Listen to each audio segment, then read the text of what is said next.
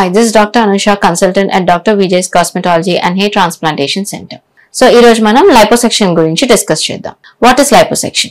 liposuction అంటే ఏదైతే fat ఉందో ఆ ఫ్యాట్ లోని మనం ఒక సొల్యూషన్ పంపించి దాన్ని లిక్విఫై చేసి ఒక థిన్ ట్యూబ్ అంటే ఒక క్యానిలాని పంపించి ఆ క్యానిలా అనేది ఒక సక్షన్ ఆపరేటర్స్ కి కనెక్ట్ చేసి ఏదైతే ఫ్యాట్ ఉందో దాన్ని సక్షన్ చేసేస్తాం, అంటే దాన్ని రిమూవ్ చేస్తాం. దాన్నే మనం liposuction అనేది అంటాం.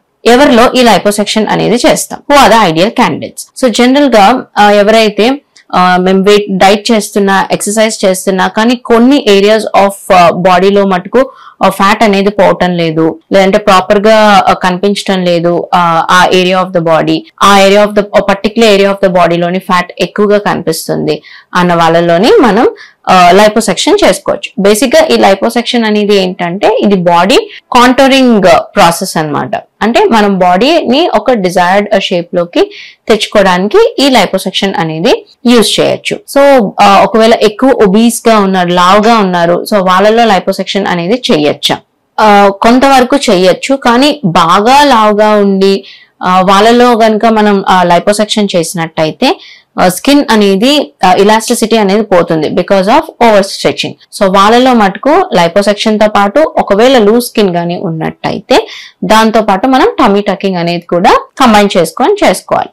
లేదు ఎలాస్టిసిటీ, స్కిన్ ఎలాస్టిసిటీ బానే ఉంది, అబ్డామినల్ మజిల్స్ కండరాలు ఏవైతే ఉన్నాయో వాటిలో టోన్ బానే ఉంది అని అంటే మనం ఓన్లీ liposuction అనేది చేసుకుంటే సరిపోతుంది. సో ఈ liposuction చేసుకోవడానికి మనం ఏ అనెస్థీషియా ఇస్తాం. జనరల్ గా ఈ liposuction చేయడానికి జనరల్ అనెస్థీషియా ఇస్తాము.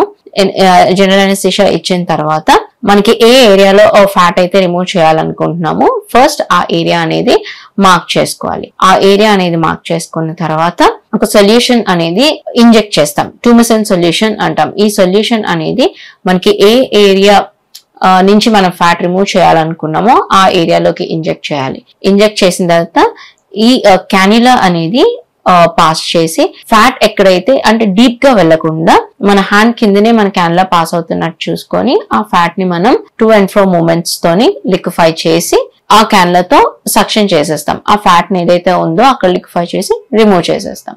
సో మోస్ట్ కామన్ గా ఏ ఏరియాస్ లో మనం liposuction చేసుకుంటాం అంటే most common area around the belly, next love handles, upper back, ఇంకా ఆర్మ్స్, థైస్ అండ్ హిప్స్, ఇంకా నెక్, ఇంకా అలానే చీక్స్ లో కూడా ఈ liposuction అనేది మనం చేసుకోవచ్చు. So okay, this is procedure. Post operative గా రికవరీ టైం ఎంత, ఎటువంటి జాగ్రత్తలు తీసుకోవాలి? సో liposuction అనేది జనరల్ గా it takes around depending on the area with in 1 to 2 hours లో ఈ ప్రొసీజర్ అనేది అయిపోతుంది. ప్రొసీజర్ అయిపోయిన తర్వాత జనరల్ గా ఫర్ ఎగ్జాంపుల్ ఇప్పుడు అబ్డోమెన్ కి చేసామనుకోండి liposuction. సో అది అయిపోయిన తర్వాత మనం పోస్ట్ ఆప్ గా ఒక బైండర్ ఇస్తారు, అబ్డామినల్ బైండర్.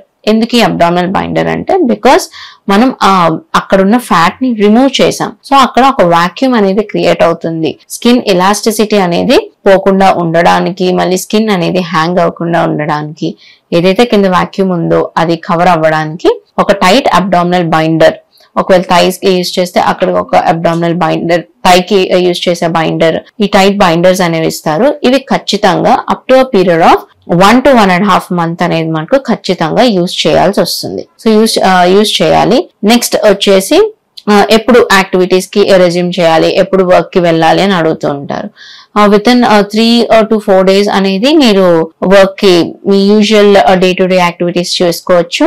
బట్ ఎక్సర్సైజెస్ మటుకు up to period of 6 weeks వరకు ఎక్సర్సైజ్ అనేవి చేయకూడదు.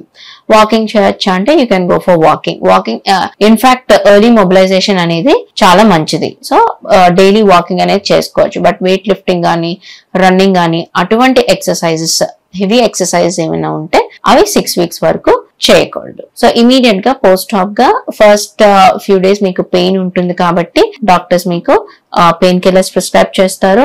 నెక్స్ట్ ఎటువంటి ఇన్ఫెక్షన్స్ అవి రాకుండా మీకు ఒక 10 days యాంటీబయాటిక్ కోర్స్ అనేది ప్రిస్క్రైబ్ చేస్తారు. సో మీరు అవి యూజ్ చేసుకోవాలి. దాంతో పాటు మీకు ఇచ్చిన బైండర్ ఏదైతే ప్రెషర్ గార్మెంట్ ఉంటుందో ఆ గార్మెంట్ అనేది యూజ్ చేసుకోవాలి. ఇది పోస్ట్ ఆపరేటివ్ కేర్. నెక్స్ట్ వచ్చేసి మోస్ట్ ఫ్రీక్వెంట్ గా అడిగే క్వశ్చన్ అండ్ కామన్ గా వచ్చే డౌట్ ఏంటంటే, డాక్టర్ నేను liposuction ఇప్పుడు చేసుకున్నాను, నాకు ఇది పర్మనెంట్ రిజల్టా అని. ఇప్పటి వరకు ఏదైతే మనం లైపోసెక్షన్ చేసామో అంతవరకు అయితే అది పర్మనెంట్ రిజల్ట్ అండి.